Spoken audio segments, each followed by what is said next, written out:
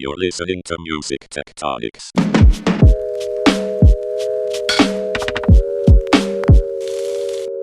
Welcome back to Music Tectonics, where we go beneath the surface of music and tech, where we live in the space between songs, where we live in that moment right before a music fan clicks on your call to action, and where we run as fast as we can from that fog where music floats around without attribution and without a pathway to support the people who make the music.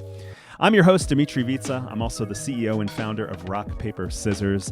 And Music Tectonics, the podcast, is bringing you lots of great content from what we're going to have at our conference, Music Tectonics Conference, which is taking place October 26th through 28th, 2020, online. Super excited because I have a couple of our speakers from the conference and our supernovas, Linkfire, with us. I've got with us Lars Ettrup, the CEO and co-founder of Linkfire, and Andrea Arcari, Chief Business Officer and co-founder as well. Lars, how's it going?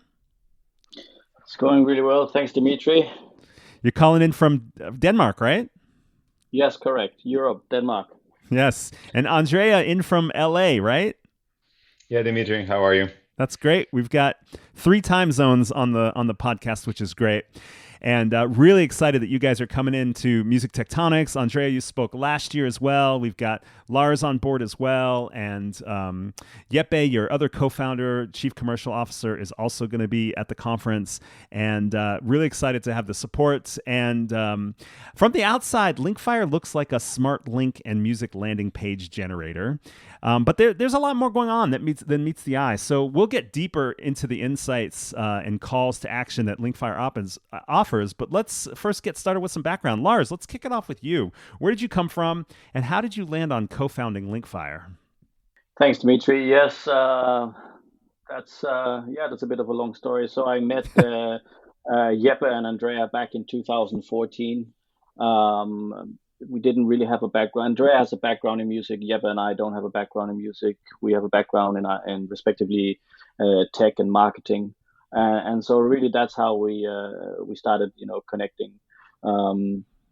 My background, is I have a bachelor degree in film and music production, and then also a degree in IT. So kind of like combining those two worlds. And Jeppe is actually a former professional tennis player, Wow. or at least on the youth level, and he's really into marketing.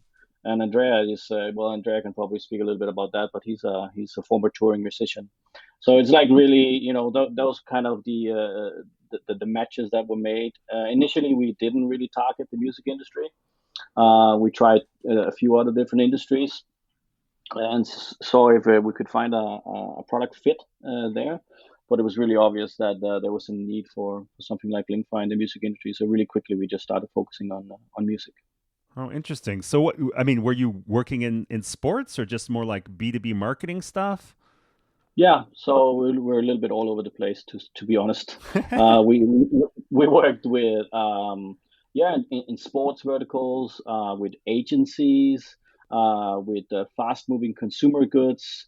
So we were a little bit all over the place, and we're trying to find where is there kind of complexity that Linkfire can solve, and where is there also a need for the market, like where are people open to embrace this the product that we bring, but also like where is there openness for innovation as well. And Lars, with your particular role, how do you kind of operate on a day-to-day basis? What's your role with Linkfire, and then we'll get into Andrea and some other details about the company. Yeah, sure. So my initial role was to build the initial version of the product. I don't do that anymore. Fortunately, we have a lot of good people that are way better at building than I am. Now my role is more administration, strategy, investor relations, and so forth. Got it. That's primarily what I do.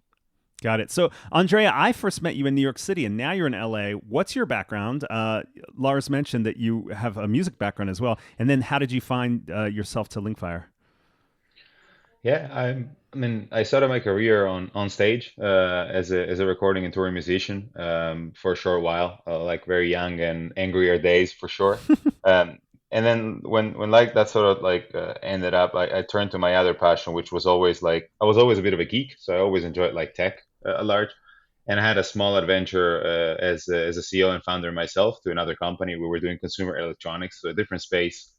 And at the end of that, I kind of wanted to marry the two passions. I was like, it would be really cool to do something innovative in music and like sort of like marry that with like tech innovation. And I found Lars and Jeppe who had already like done their first steps in what is now Linkfire, and like found my passion right away there, kicked it off in Copenhagen. I was in Jeppe's team actually in the very beginning, like we're working very closely together, and then ended up moving to New York City, like getting closer to my current role, and now LA, where I opened up an office 3 years ago. Got it. And what's your day-to-day role look like? I work primarily with our closest partners, which more often than not are the DSPs. And as of recent, especially this year, with I like to call them innovative business models. So whenever we work on repurposing our tech into different verticals, or like trying to find new revenue streams, things that have a higher degree of like risk and uncertainty, perhaps, and require a little bit more of experimentation, end up falling on my table. Got it. Great. Okay. So Lars, in the intro, I mentioned that there's more going on with Linkfire than it appears. At least for me, I always find out about more and more stuff that you guys are kind of moving into and checking out. That there's more than just this. Like, it's not just a Bitly for the music industry. Can you tell us more in depth what Linkfire does today and how that evolved from the beginning? Yeah, sure. So today we have a strategy that focuses on the artist and the products that an artist can bring to market. So that could be the recording, it could be the merchandise, the T-shirt, could be the touring, so anything around the artist really. And then we try to look at the release cycles of a product. So before the product comes to market, after the product comes to market, and so on. And then we really try to see can we create links or small campaigns that can support these product releases. So that's really how we look at it. And so historically we started with how you can say streaming links, or these smart links that led into streaming services. Mm-hmm. It's still like the predominant use case of our platform, I would say. But over the last 2 years, we've seen an increase in other link types, so to say. And it's definitely, obviously right now it's a little bit of a delicate situation with live and with merch and so on. But as soon as it bounces back, we do expect to see more usage on those type of links as well. And so really that's kind of our strategy, is to make sure that we cover any product an artist could output kind of 360 in our platform. So from a fan perspective, you might stumble onto a Linkfire landing page, and it might have different streaming services links to. It could be for a album or for a song, and it goes out to, say, Spotify and Pandora and other streaming services. And what else will they see on that page? Yeah, so they can see all the streaming services. They can see the stores where the T-shirts, where the merchandise is available. They can see tour dates. They can see the nearest live event, and so on. And so really what we're trying to do is we're trying to make every fan journey or user journey as relevant as possible. So it's like essentially there's like no user journey that is the same. So whenever you click on a link or someone else clicks on a link, we start looking at where is the user clicking from, or the fan clicking from, and what is relevant right now. So it could be a pop link that they've clicked on. We show the most relevant music services where you can enjoy or consume that song. But we also try to show something else that is relevant for that experience. And that can be a completely different experience if you click from somewhere else in the world, or a different time of day, or in another city, really. How is this different than an artist's website where they might have a biography section, a video, an audio, a live, some press clippings, their booking contact? What makes this different from just having a website? True. I mean, obviously there is this whole intelligence that we tailor every experience to the fan. So that we make sure that we get the highest and most relevant conversion possible, basically. Then there's a lot of automation taking place, so we update everything automatically. And so I think that's one of the biggest key differentiators. But you're quite right. There are becoming more and more, overlaps between what we do and a traditional artist website. But the artist website may not deliver the same level of analytics, especially as they click through to a streaming service. You guys are able to reveal other information that a website doesn't. Is that right? Yes, correct. To some extent, yes. It's been a mission of ours.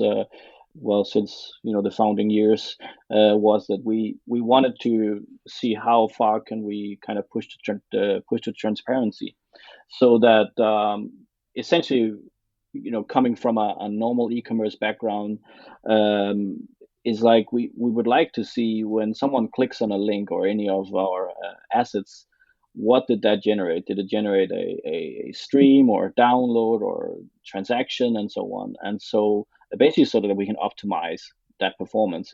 Whether or not I posted on a social media, or whether or not I spend money on advertising, it's really great to know if there's, what's the effect, what's the performance of this. And we just found that the music industry was one big black box, essentially. The tracking stopped at some point.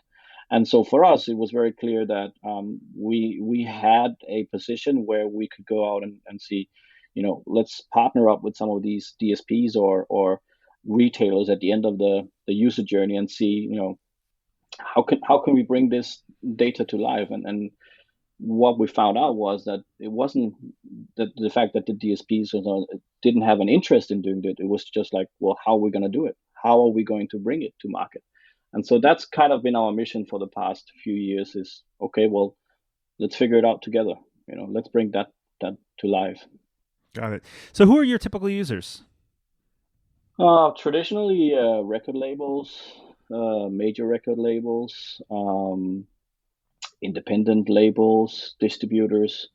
About a year and a half ago, we started opening up for more kind of the long tail, like artists directly, promoters directly, and so on. Today is around 1/3 is major record labels, and 2/3 are like artists directly. Mm-hmm. And are you able to talk about how much traction you have in terms of users? Sure. At the end of this year, we'll hit around 60,000 users. Oh, wow. That's a lot of people building smart links. Yeah. So we create, I think right now the latest number from September is 120,000 smart links in September alone. And so, and that's new releases or new products basically out. We do have, so, I mean, we obviously started with a few links every month, and then it's building on. I think right now we expect the end of this year to have about close to 1.5-2 billion visitors, engaging with the links. So it's pretty high volume game we're talking about. Yeah. Is it possible to tell us about some specific examples of users and customers and interesting things that they're doing with Linkfire? Just some of that specificity helps people understand sort of, oh, you could use it this way, you could use it that way, and so forth. Yeah, sure. So our release links, our traditional one, when you release a new song or a new album, you would go in and build a Linkfire link, and then you would take that link and you then push that link or promote that link on whatever platform you're using to promote your release. So that could be Facebook, it could be Snapchat, it could be through your email marketing campaign. It could also be that you put the link behind Facebook or Google ads and so on. So essentially it's a link. So it's pretty versatile. Mm-hmm. And then you then drive your fans into the respective DSPs.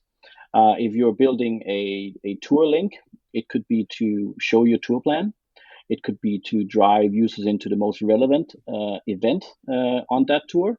And so that's some of the use cases. It could also be like that once your release is maybe not new anymore, when it's 6 months after the release, but you're still seeing that fans are clicking on the link, they're engaging with you. Maybe you don't want to promote your new release, maybe you actually want to try and sell some tickets or some merch, or at least make fans aware of your back catalog and so on. So the different objectives depending on how far from release date are we? Right. Yeah. So, Andrea, let's get you in on this. What else can users do with Linkfire? What have we not brought up as possible use cases for how these labels and artists and managers can use Linkfire? It's very useful in the period leading up to a release, because as you correctly like pointed out, Dimitri, like one of our key USPs to the market is the strong analytics and insights that we bring. And if you think about it in a release cycle where like you'll have a first single going out and then a second single going out and a third going out before the album actually hits, and you want to kind of keep like that fan audience engaged, like there's so much noise and buzz out in the internet, and you kind of want to re-engage with them like efficiently. Like something that we see very often is they'll start, like a traditional record label will start with a pre-release link, which is basically a promotional landing page that promotes content that is yet not available. You like through some integrations to DSPs, you can pre-add or pre-save a certain content, which means like when it actually gets released, like it gets added automatically to your library, you get a notification out. That's great to like sort of like see the audience, like see, like what is the enthusiasm behind this release, like, how many people are interacting with that. And then like through those insights, like you sort of like prepare the strategy for your first single going out. So like when the first single reaches out, you have the pre-release campaign that sort of serves like a backbone and like a bit of a blueprint for like when, where, and where you're gonna release your single. Like which countries are you gonna focus your marketing on? Which platform are you gonna push it on? And then you use that information for the second single, and then you go like on with the album, and then from the album you'll promote the tour. So there's some cyclical aspect of utilizing Linkfire for all those different objectives, where the more you use it, the better you understand your fan audience, and the better you understand it, the better you can serve it. Because as Lars pointed out, a lot of our assets are highly dynamic, so you can tailor a specific experience, meaning which services are displayed and in which order, and like, is there a video up top? Is there no video up top? Like, will you receive an email afterwards? All these little details that make that fan experience a little bit more special by continuously engaging with them at the different objectives of a release cycle. It seems like what we're talking about is kind of a bridge between, say, an artist website and the streaming services in a lot of cases, in the sense that it's like a gateway. And sure, you could just on your website link to your artist page on several streaming services, but A, you won't get much information about what they do after they click that link, and B, you can't really customize it for different calls to action, right? You'd have to be constantly updating your website with different links, like, oh, now I want you to pre-save. Now I want you to do follow this album. Now I want you to follow this single, and doing that with multiple streaming services, it's a lot of work. And so it seems like you're kind of like, it's almost like a train switch yard for giving the fan a journey, as Lars said, to the streaming service or the experience that they want and the one that you're kind of directing them to. And B, customizing what the call to action is based on what you're talking about, Andrea, in terms of where they are in the cycle of a release or a tour or whatever else they're trying to do. Yeah, that's correct. I mean, if you think about it, we're at the peak of the attention economy. The disadvantage of using a website in lieu of Linkfire, let's say that we didn't exist, is the website is too all-encompassing. There's too many things you can get quote unquote distracted by, right? Like, and if you're trying to target a specific audience with a specific message right when you have their attention, and we all know how expensive is it to acquire somebody's attention nowadays, it's very important that they cannot get distracted. And like, you actually wanted them to engage with the single that just came out. It's important for you to accrue streams. You want to make the charts.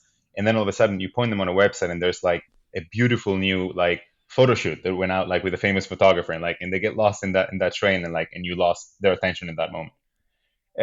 Like, artist websites have a reason to be out there, but like in a marketing setting, like when you're really trying to tailor your messaging and ultimately drive a specific action out of the user, they can be a little bit more inefficient.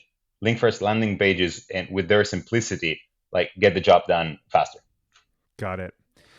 So Lars, how does this differ between enterprise customers, major labels, and indie artists? Is it a different experience for each?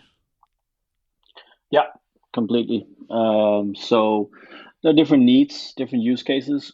So you could say enterprise, major labels, bigger indies, and so on. They produce or they set up many more links, have many more releases than artists.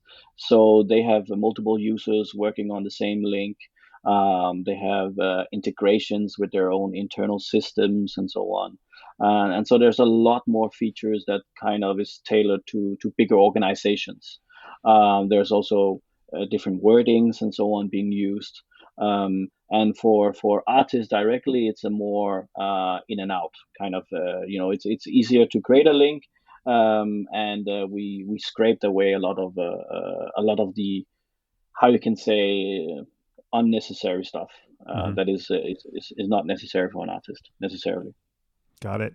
And you're in Denmark. Andrea's in LA. Jeppe's in between in New York. I'm curious. Is this primarily an American user base? What are you seeing as the music industry becomes more global in the sense that there's less barriers between reaching fans in different territories? Does this this type of tool translate across territories? I mean, creating all these links probably differs for DSP to DSP from country to country. How does that all work? Yeah, so I mean, I think about 35% of our clients are US based, and that correlates a little bit to our traffic. I think 40% of our traffic comes from the US. So still very US centric. That's why we have two offices in the US as well.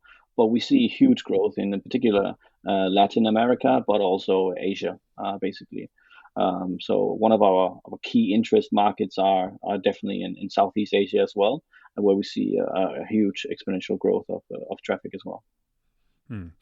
So you concur with this thing that we're seeing from other podcast guests that there's a lot more happening across borders than ever before.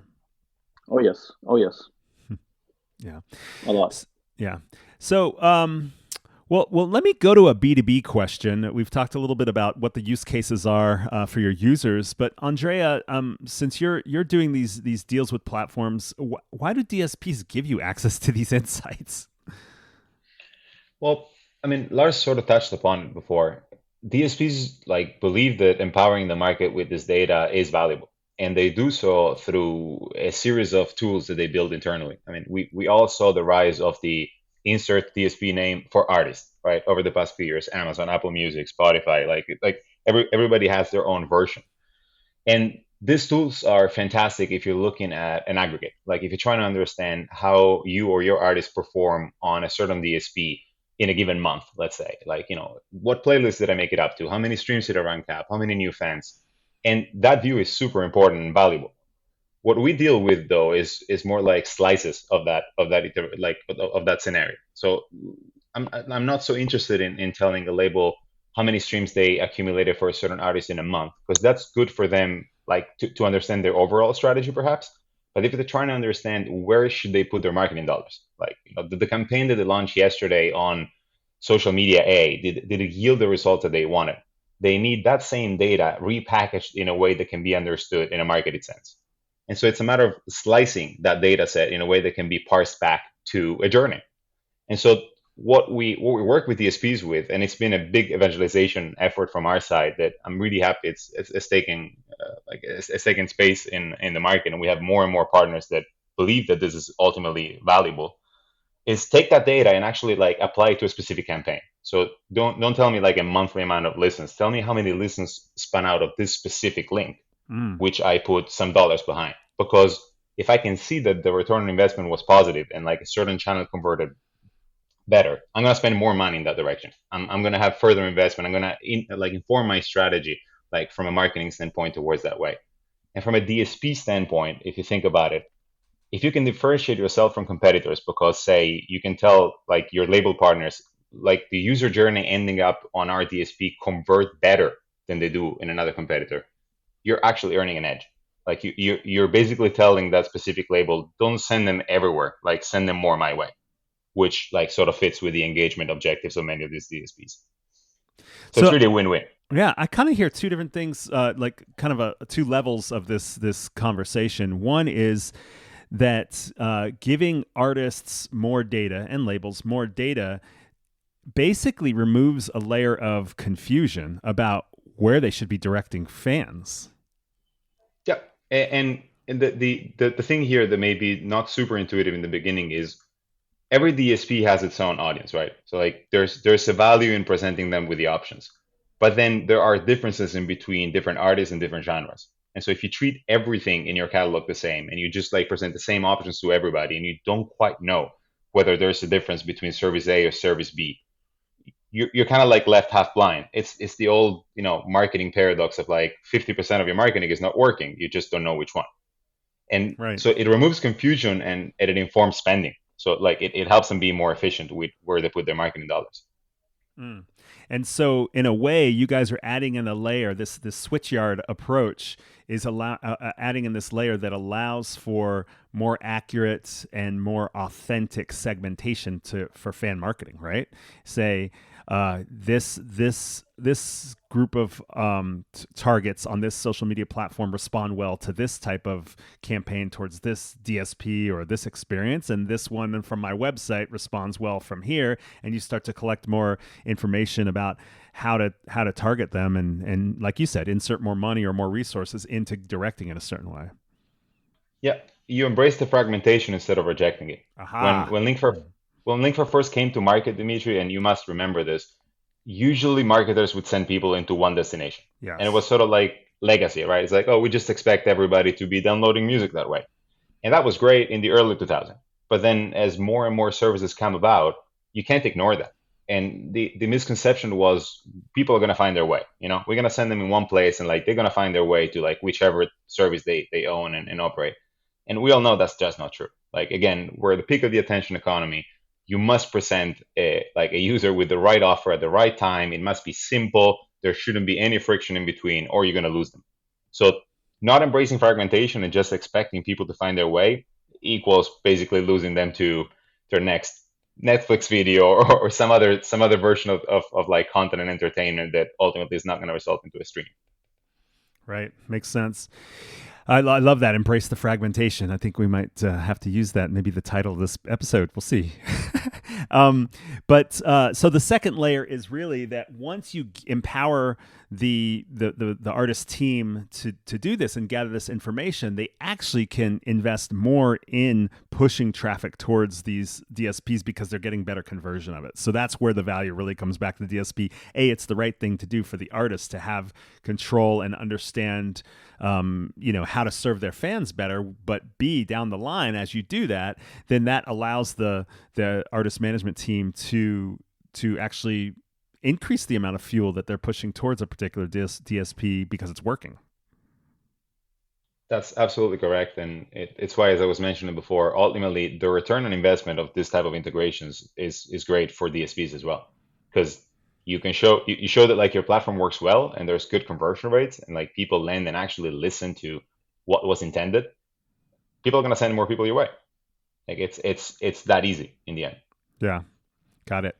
All right, this is interesting because now I think we've really gotten to where the value is here, and on both sides, with the artist label user and also with the DSPs there, because you're really, when you say embrace the fragmentation, you're actually talking about build bridges across it so that all the different journeys flow correctly in a way that's efficient, and that fans are getting what they want, artists are getting what they want, DSPs are getting what they want. So this has been a great explanation. I think we finally got to that layer of where this is all coming from, where the value really is.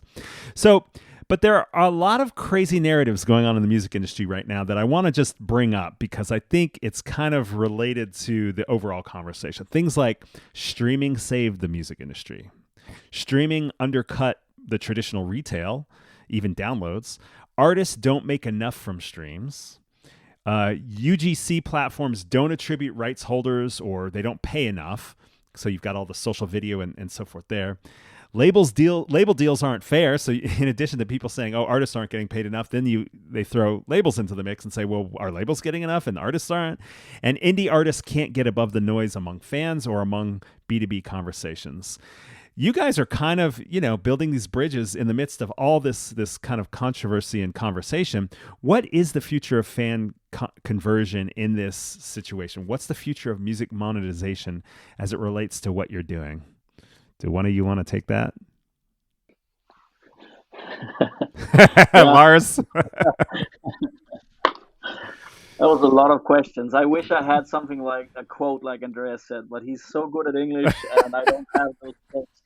Um, Well, hey Lars, so, let me phrase it another way then.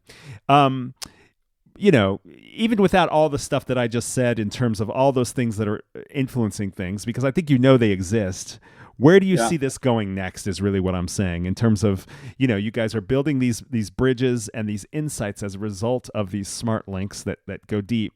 Where's the future of music monetization going? So I most definitely think that, streaming has been a savior to the recorded side of the industry, at least. I think we all know the positive trend that we are on in terms of overall market growth. Um, so I definitely think that, having content available in the right form wherever the users are. So it doesn't necessarily have to be, you know, in a streaming service. It could be in your messaging app. It could be in your wherever you are engaged. Content needs to be available there. So I think that's probably the next kind of shift we will see. We're seeing it now, where music is, an engagement layer on top of other content. And so I think that's really the next kind of chapter we'll see more of. And then I think monetization will have to follow where the engagement are. I think you can monetize on music without necessarily being a subscriber or having subscribers. There's different ways. There's donations and so on, micro purchases and so on. So I think if we're trying to be a little bit futuristic about it, I think that's where we're going. From our end, what we are trying to do is basically just automate as much as possible within our platform, make it available not just to major labels but to artists directly, so that everyone have the same opportunity, basically. Yeah, interesting. Yeah. Andrea, do you want to add anything to that? I mean, we were actually talking about you jumping on a conversation at the conference that sort of is this kind of what's the future view of this kind of stuff, and we've just confirmed that Patreon will be joining you on a panel as well. What else are you seeing and kind of where the future is going on this? I think, and here, like I also think back at my days as a recording musician, signing a traditional label agreement, and so like having been on that side of the business, I think the future holds like looking at from an artist standpoint, like looking at your material, your art, like a little bit more in 3D. So like perhaps like venture out of the linear transaction in between, like I produce something, I market it to my audience, they consume it, they'll listen to it, they'll buy it in whatever format is available, and then on to the next thing, right? Whether it's the tour, whether it's the t-shirt and whatnot. Like music holds some strong emotional like ties that is very powerful in the context of engagement. So perhaps like look at your distribution strategy. Like, how are you reaching your audiences? Like directly through promotion, great. But is your music available also like where your audiences hang out? Like we're seeing a lot more, like as you were saying before, like a lot more companies that don't necessarily have like music in their DNA, like starting to adopt music as an engagement component. Social media websites, live streaming sites, and whatnot. Why? Because that's where people hang out. That's where people exchange ideas. That's where people interact. And so it's important that your music is present in those circumstances and in a way that it's engaging, in a way that it's manageable, like it's utilizable. So first of all, like on that sense, like kind of expand, and then I think that ultimately we'll have to look at what the East has done in terms of like attaching like a new layer of monetization that is perhaps more on fandom and less on consumption, and see what can we replicate over here in the West. Either like one-on-one, like picking up some of the good ideas that have worked over there. Like I'm looking at like what Tencent Music has done. I'm looking at what Alibaba Music has done, and also like a lot of the services in Japan where the relationship between fan and artist is still like there's much more attachment in between the two, and like there's less separation in between like even streaming and physical goods, like where you see the same fan owning a streaming subscription where they listen to the entire catalog of their favorite artist, but then they also buy their CD because there's an aspect of fandom into purchasing a physical good that is attached to that content. And then there's all this new like digital tokens and like and small rewards that you can purchase on different sites on different platforms that sort of like further define your status of a super fan and like sort of like layer and really differentiate between somebody who's just like lean back liking an artist or like really into it. In the West, we don't really have a good way to distinguish between the two in a digital sense. We know it exists out there, but like fan clubs are a little bit a thing of the past. Like, how do we bring it back? Because like people want to stand out. People want to be like the number one, I'm going to make an example, Foo Fighters fan into their city, like, and know that they're that and like being recognized for that. So how do we look at that? How do we put it like a dollar sign on that interaction? Because fandom is much more multipliable as an interaction than consumption is, especially in the streaming world where it's basically a big a la carte, like pay one price and have access to everything. So I think there's going to be some interesting development in that sense. Wow, now you're just getting me excited for the conference, Andrea. Your panel is going to be super interesting. We kicked off last year's conference with Mark Mulligan from Media Research keynote, and I think one of the biggest aha moments for everybody that saw that was him talking about the future of kind of revenue in the music industry is monetizing fandom, and similarly talking about what's happening in Asia and how it's bound to come over here. We're seeing it in gaming in the West. And it'll be fun to see you, Seth Shackner from Strat Americas, who also works with Smule, and the folks from Patreon, all getting together to have this conversation about where this is going. And your co-founder, Jeppe Farfelt, who we mentioned at the beginning of the conference, he's going to do a lightning talk. These are like 15-minute big idea capsules. And I'm curious if you can, maybe Lars, if you want to take a stab at what he's talking about. He said it's going to be the future of the artist website. What is he talking about there? Sure. Yeah. So we touched upon it a little bit, but and you touched upon it as well. So our links, our landing pages act a little bit as artist websites, and we believe that the future of artist websites, whether it's our landing pages or an actual website for an artist, it needs to be dynamic, it needs to be bespoke, it needs to grab the attention, and it needs to deliver the best experience. And so that is basically whether or not it is serving the right content or the right message at that given time. So that's really what he's going to talk about. Like, how do we try to make a difference there? That'll be interesting. Awesome. Well, thanks for explaining that. I'm so excited. You guys have come on as Supernova sponsors for the conference, so you're giving us full support, which is amazing. You attended the conference last year, and now you're coming out with a lot of different conversations, and you'll have a digital exhibit booth there as well. Andrea, what else are you hoping to get out of the conference? I'm hoping to connect with so many beautiful people in our industry that I didn't get the chance to see this year because, as we all know, it's been a difficult year for physical interaction. And I'm super glad that this conference is going on, Dimitri, because I think like me, many other folks on this site look forward to exchange ideas and see those names at least popping on the screen, some faces on video, hopefully, and feel like we're all together working through this despite everything is going on.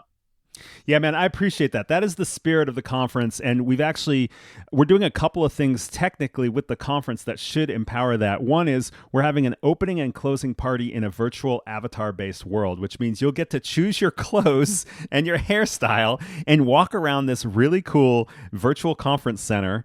And as your avatar walks around, you'll have spatial audio. So your microphone will be on. And so when you see a name you recognize, you can literally walk up to them as an avatar and say, hello. Hey, Andrea, I haven't seen you, man. Last time I saw you was, South by Southwest 5 years ago, or whatever it is. And you can literally talk and somebody else can walk into the conversation. So that's our opening and closing party. And then the actual platform that the main conference where the panels and the keynotes and all that stuff will be, and the exhibit booths, has one-to-one video chat. So there's a networking room and you'll randomly get matched up with somebody for 5 minutes, and then when it's over, they'll match you with another person. So tons of one-on-one video chat, just like if you ran into somebody at a reception or in the lobby of the hotel and you grab a lobby chair and have a quick 5-minute meeting. You can also do the one-to-one video chat with anybody at the conference as well. So Andrea, I'm glad you said that because we're trying to replicate that in virtual form as best we can. So you let me know if it works, okay? I'm excited, Dimitri. I think it's going to be cool. Great. Well, Lars, Andrea, this has been a blast getting really deep into what you guys are doing, where it's going, and I'm super excited that we'll get to have an even further conversation when you're at Music Tectonics. Thanks for coming on the podcast. Thank you, Dimitri. Thank you for the space, and excited to be a part of this. Awesome. Thanks, Lars. Thank you. All right, we'll see you soon. And thank you for listening to the podcast. Please hit subscribe, but make sure to go to musictectonics.com. In fact, check us out on our social media because we are doing a contest right now for music tech startups. We're doing a music tech startup pitch competition, and there's a method to apply. It's not that hard. You basically just have to share a link on your social media, and we'll be looking at all the startups there. We'll choose 5 of them who will get to do a pitch at the Music Tectonics Conference, and you'll get feedback from people like Arabian Prince, who is a founding member of NWA and also a tech investor, from Zach Katz from Raised in Space, a great VC company out of LA. Zach spoke at the conference last year. And David Gabot from Union Square Ventures, which is the company that invested in SoundCloud, Kickstarter, Splice, Twitter, So Far Sound. So make sure to check that out and keep listening for more episodes. Thanks for listening. You're listening to Music Tectonics.